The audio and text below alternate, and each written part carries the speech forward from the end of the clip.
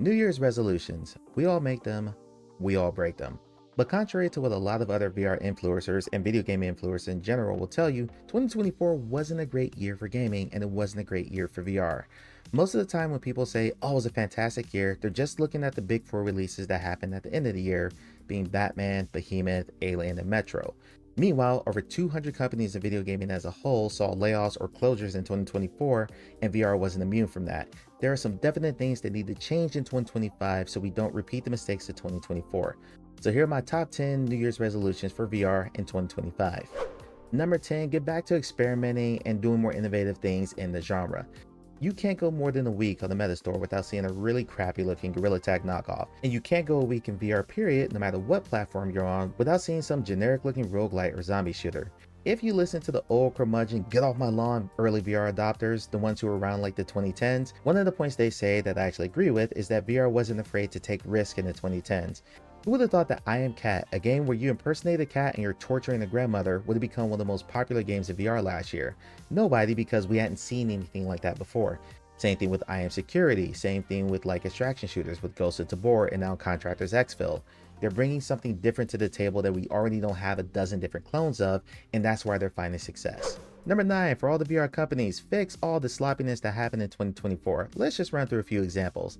I talked about this in my last news video, but over the Christmas holiday, Meta released an update for the Quest headsets that bricked thousands of Quest 3s and 3Ss that were unwrapped over Christmas. This got so bad that Meta hasn't been able to recover a lot of these and they're having to replace them with new models. Complete another mess.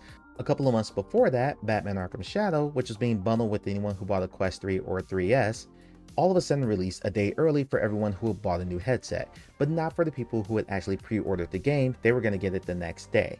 We still don't know what happened there to cause that mistake, and we likely never will, but Meta did do the right thing after the fact and just released the game for everyone who had pre-ordered the game so we could all enjoy it a day early. Again, you're a billion-dollar company, how do you make this kind of mistake? But it wasn't really isolated to Meta. Immerse, this application that lets you do desktop sharing so you can do work on your PC with big large virtual screens, announced that they were going to make a new headset called Visor. We heard about this a couple of years ago. Well, they did this rollout event in Texas and invited a whole bunch of like media and content creators out to try their headset, only the headset wasn't working. So people were sitting around for hours and hours trying to do a live demo, only to find out that you could only put the thing on and then look at a very basic screen share from a PC because the software wasn't ready yet. On top of that, the Immerse executives were saying that the glasses form factor wasn't really going to be good for long-term comfort, and they're really only showing that in the models that they were using for marketing to get people to buy the headset. All the while that's happening, Immerse has been happily taking pre-orders and taking your money for a year and a half for a headset that we still don't know when it's going to ship. Both Shiftall and Pimax have announced new high-end headsets that are going to revolutionize the industry. Meanwhile, the last headsets that each of those companies announced have yet to ship. Big Screen Beyond, which does a custom facial interface that is molded to fit your face specifically and dials into your IPD, had a number of headsets go out where the facial interfaces were just all screwed up and slanted, or the IPD was dialed in wrong, something. There was something wrong with a ton of these, so they had to go back and replace a lot of them. If you take all that in totality over the course of 2024, it makes the whole industry look really, really bush league. These are multi-million and in some cases billion-dollar companies making a bunch of mistakes that just erodes the trust of the consumer, especially a casual who's from the outside looking in going, well, they really don't look like they have their crap together. I'm going to wait a while before I think about buying one of these headsets. Number 8, I would love to see Microsoft bring one of their exclusive franchises to VR. Microsoft and Meta have had this partnership that got announced, I think 3 years ago at this point, where they were at first going to bring in Microsoft Office to virtual reality. Now they eventually did do that 2 years later, with just web applications, not natively built apps. Microsoft has tons of exclusive franchises through the companies it's acquired, like Forza, Minecraft, Gears of War, Halo. I could go on and on and on, but there's tons of franchises that can be ported directly into VR, and Microsoft doesn't even have to do that work. Because Meta does own 8 different studios, including one, Armature Studio, who has a history of porting big franchises into mobile markets. We're sitting on a ton of untapped potential when it comes to VR gaming, and I'd love to see that realized in 2025 with that partnership. Number 7, built up more name franchises for VR. When you think of Nintendo, you think of Mario, The Legend of Zelda, Animal Crossing, Pokemon. When you think of Sony, you're thinking of The Last of Us and Uncharted, the Spider-Man games, so on and so forth. When you go to Microsoft, I just went through this list where we're talking like Halo, Gears of War, Fable, Minecraft. When you think of VR, you think of what? Okay, so maybe Beat Saber, Gorilla Tag, Half-Life Alyx. Those are the names that will come up pretty consistently if you ask a casual consumer what games they know of in VR. Meanwhile, there are tons of VR franchises already established, they're just not synonymous with VR, like the I Expect You to Die games, the Moss games, Vertigo, Asgard's Wrath, but they're not synonymous with VR like those other examples I named for those other companies because they haven't been presented as these are the faces of VR, these are the games you want to play when you get into VR. One of the things that helps gaming adoption in general is that people can look at a character and know instantly what franchise that character is associated with, and more importantly, what gaming ecosystem that character exists in. We don't have that in VR at all, and I would love to see that change. Number 6, more productivity and content tools natively usable in VR.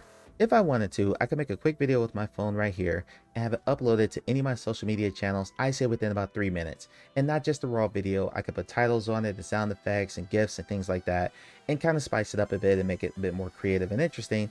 That is impossible to do in VR right now. You can't live stream to any of the major platforms from any VR headset. You have to go through the friction of setting up OBS to screen share your gameplay and to set up a camera and all that stuff, yada yada yada.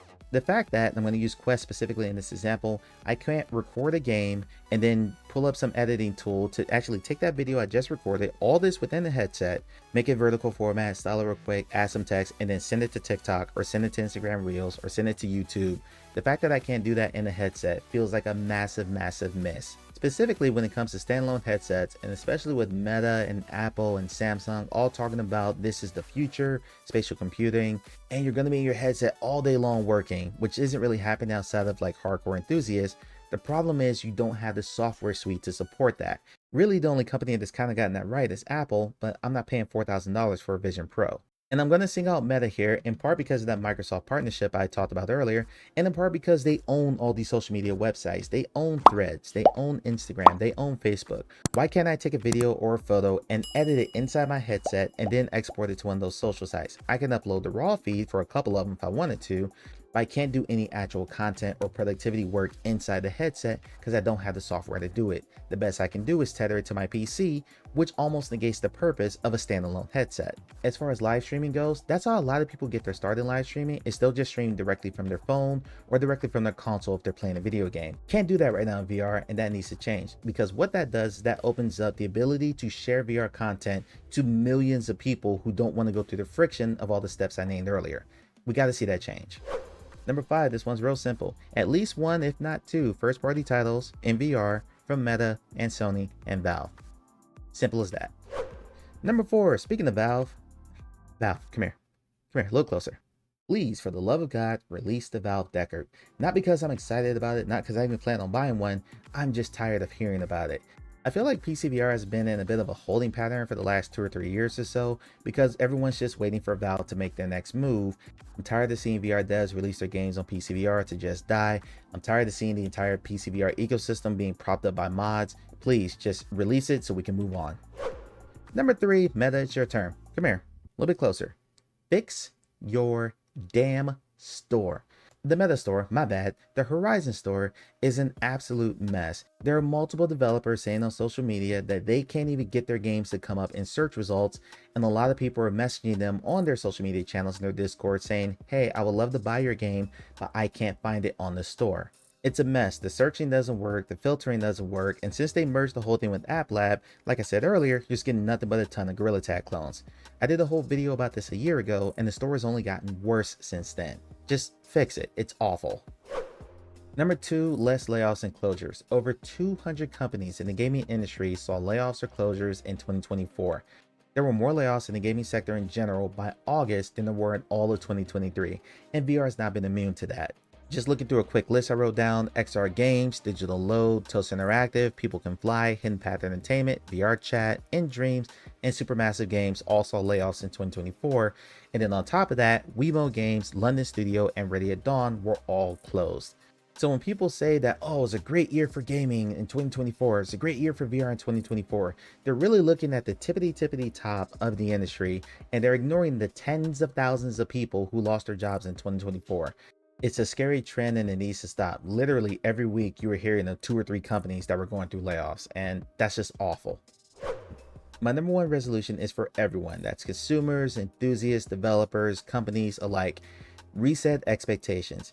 It feels like every year there's this narrative that this is the year that things go mainstream. I feel like we're right on the tip of the scale. This is the year that everyone just buys in. I'm gonna give Mark Zuckerberg a bit of credit here. One of the things he has consistently said is that his company Reality Labs is not going to turn a profit until well into the 2030s. And every single time there's this big event coming that's going to take everything in the mainstream, like when Roblox came to Meta Quest, or when Apple released Apple Vision Pro, or dozens of other examples I can name, feels like everyone's getting their expectations sky high and then they're disappointed because it doesn't happen. Just reset your expectations. This is a marathon, not a sprint. And the more we accept that, the better off we're all going to be. So those are my thoughts. Agree, disagree? Let me know down in the comments. Don't forget to subscribe, and I'll catch you on the next one.